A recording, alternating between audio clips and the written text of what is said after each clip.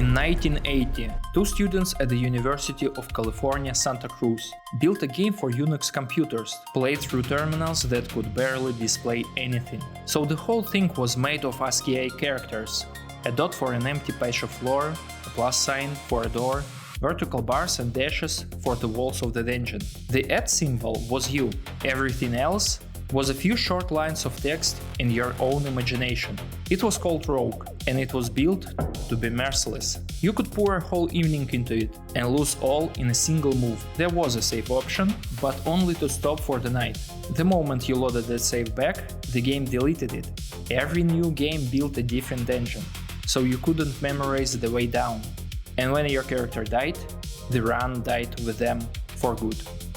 The game's first players were people with access to university computers, students and programmers. And for a long time, similar games that came after it kept the same kind of audience. The audience stayed small and fiercely dedicated, spreading the game by word of mouth. Now, look at Steam today. In 2025 alone, more than 2,000 games carried the roguelike tag, about 1 in every 10 released that year. AAA games ship with roguelike modes. One executive at major publisher said he'd been pitched something like 250 Bellatros with different cards in a single year. So, how did a game built around punishing the player for a single mistake conquer the mainstream? And the part people usually skip. What did it trade away to get there? The easy answer is that designers just sanded off the rough edges. They softened the consequences of death and added permanent upgrades to take away the sting. That's partly true, but it misses what death was for in the first place. At the 2016 Roguelike celebration, co-creator Glenn Wichman said permadeath was the wrong name for it. The real idea, he said, was consequence persistence. His co-creator Michael Toy put it simply: they wanted your choices to matter, not to make the game more painful. For instance, you drink a mystery potion. It turns out to be poison. You reload your save and don't drink it next time. That's called save scamming. And it takes the meaning out of every choice you make. Without that undo button, a good result stays good, and a bad result stays bad. And every choice actually shapes the run you're in. So that's how death gave your choices weight. For the next 28 years, the people who loved Rogue kept chasing that same idea, building their games around it and pushing it deeper. More consequences and more options. The most famous game of that era is NetHack. It came out in 1987, grew out of Rogue by way of an early game called Hack, and it's still being updated today. Its whole reputation comes from one strange quality. It feels like the devs thought of everything. Touch a cockatrice with your bare hands, and you turn to stone on the spot. Put on gloves first, and you can pick up its corpse and use it as a weapon that turns anything you hit to stone.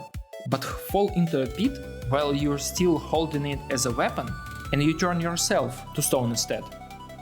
Players have been fighting interaction like that for almost 40 years, and they've barely scratched the surface. The whole family of games worked this way: Moria, Angbang, Adam. Each one added more to discover, and each one was extremely hard to approach cold.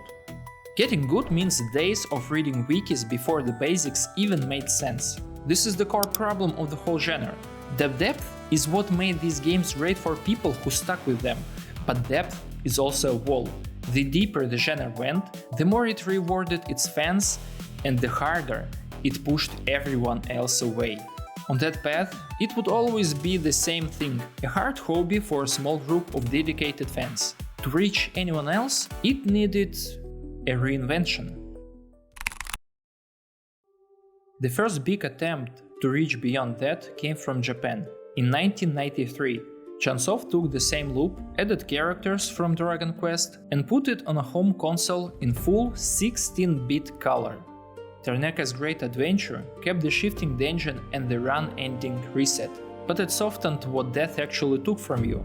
It stopped looking like a wall of letters, and did well enough to launch Mystery Dungeon, a series still running 30 years later. but Roguelike itself stayed in Japan, and the wider series took years to reach the rest of the world, so it never made the genre famous. The genre's next big shot came in 1994, when a studio called Condor pitched a publisher a pure roguelike, dark fantasy, with a claymation look, turn-based, random dungeons, and permanent death. But the publisher looked at it and found it lame, so they changed it. Dropped the claymation, made it real-time, and cut permadeath out completely. The game is called Diablo. If it came out today, then thanks to procedural generation and deaths sending you back to camp, it could well count as a roguelike. But in its time, it became such a massive hit that it spawned its own subgenre, Diablo clones, while the legacy of Rogue stayed in the shadows.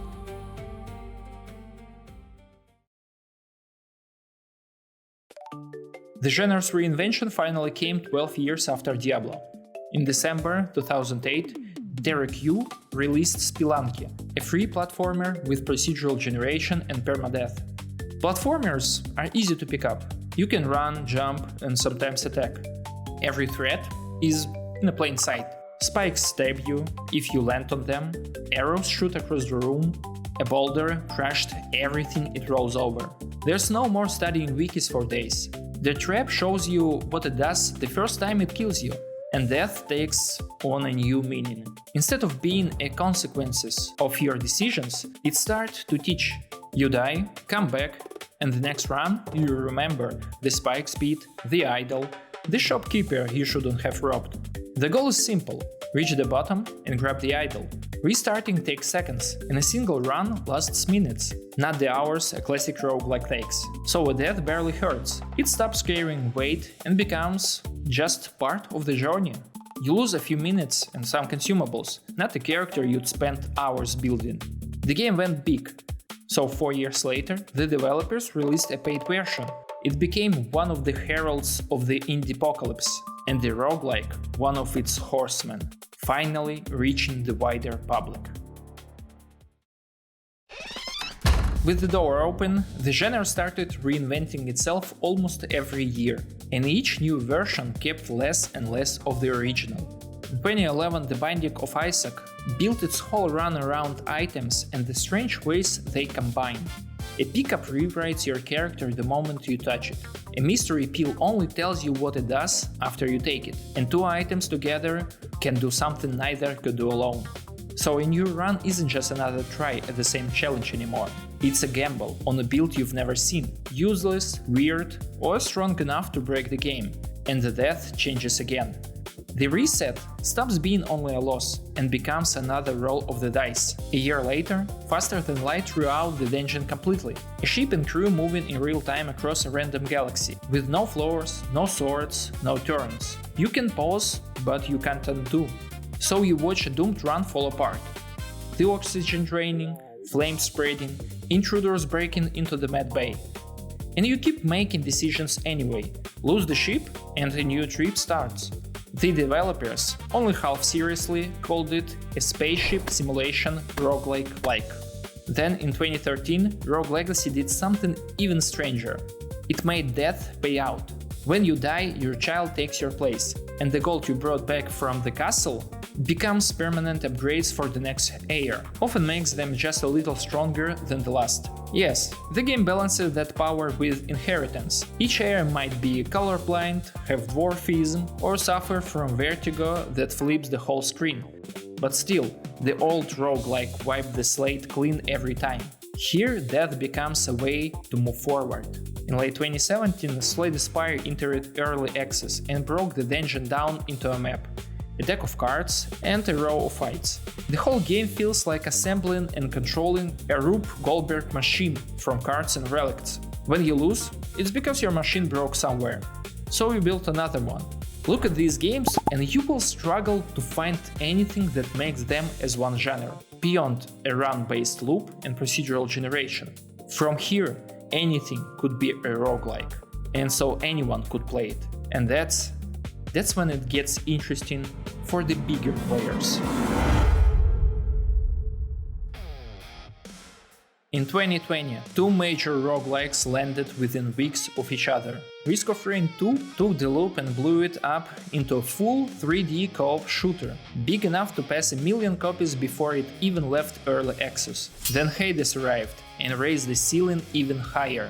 Hades had hand-paint art, original music, a fully voiced cast, and writing strong enough to carry the game on its own.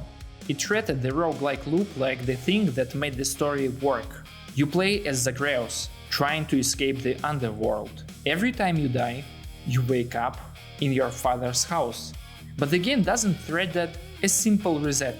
Characters remember what happened and react to your failures. Relationship shift, new conversations open. So when you fail, the game rewards you by moving the story forward. The game won more than 50 Game of the Year awards and 5 BAFTAs. A genre that started as symbol on University Terminal had become one of the most celebrated games of its year.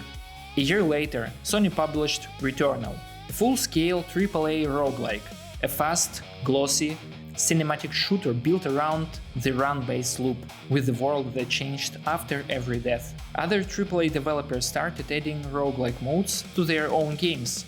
Now, the roguelike wasn't niche anymore, not in any form, not by any measure.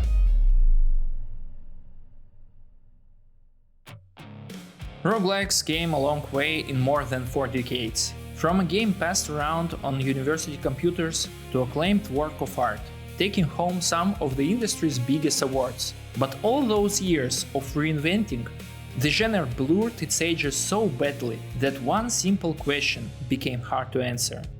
What even is a roguelike now? Take Deathloop. When it launched, plenty of players treated it like new AAA roguelike, and it still carries a user-made roguelite tag on Steam today. But its own developers never meant it that way, and by any real measure of the genre, it doesn't fit. The world is hand-built, nothing is procedurally generated. The experience is scripted and directed in the way immersive sims usually are. The only thing it really takes from roguelikes is the loop, and a loop on its own is not enough to put a game in a genre. By that same logic, we shouldn't really be calling Vampire Survivors a roguelike either. There's no procedural generation in it at all. The maps are fixed, the enemy waves are scripted down to the second, and the most randomness comes from the handful of weapons and upgrades it offers you each time you level up. The run ends when you die, whether to the Swarm or to the Reaper that shows up once the timer runs out. If that counts as a roguelike, then so do Solitaire and Tetris. And here's the funny part. One of the most successful recent games still close to the old tradition is Caves of Qud. It's turn-based and grid-based, with a partly procedural world and a classic permadeath mod. Open its Steam page, and the first tag is not roguelike, it is procedural generation. Traditional roguelike comes 7th, plain roguelike comes 9th. That's the whole problem in miniature. The genre now needs a separate tag to say, no, this one is actually like Rogue. With every reinvention, roguelikes moved farther from the game they started as. They kept dropping ideas, softening rules, and taking on new forms, until the games wearing the tag had so little in common that you could no longer fit them into a single genre. What they shared had become too abstract to mean anything. The genre spent its whole life devaluing death, and along the way, it lost any identity of its own. In that sense, it died the moment it finally succeeded.